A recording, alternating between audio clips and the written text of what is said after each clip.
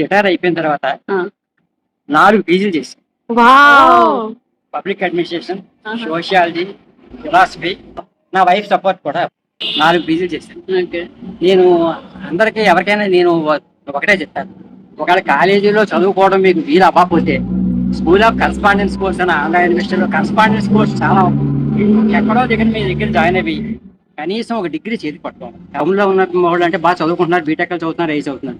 Village లో పిల్లలకి ఏం చేస్తున్నారంటే తొందరగా మ్యారేజ్లు చేసేస్తున్నారు. తప్పదనుకో చేయాలి, తొందరగా మ్యారేజ్ చేస్తారు. వాళ్ళకి చదువుకోవడానికి కూడా వాళ్ళకి అవకాశం ఉంది. చాలా మంది తెలియదు. ఇలా school of distance education loan మమ్మల్ని ఇంటి దగ్గర కూర్చొని పరీక్ష రాసి డిగ్రీ సంపాదించుకుంటే చాలా మంచి.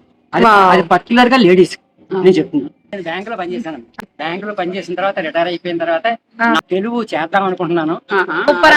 లైఫ్ ఇలాగ వెళ్తుంటది. అప్పుడు ఎప్పటికప్పుడు సడన్ గా కప్పుని ఏదో ఆటంకం వస్తుంది. 4 డిగ్రీ చేశాను. Successful story. అప్పుడు కనీసం క్వాలిఫికేషన్ చెప్పుకోవచ్చు, నాకు ఉద్యోగం ఇప్పించండి, నాకు చెప్పుకోవడానికి అవకాశం ఉంది. నా సజెషన్. ఓకే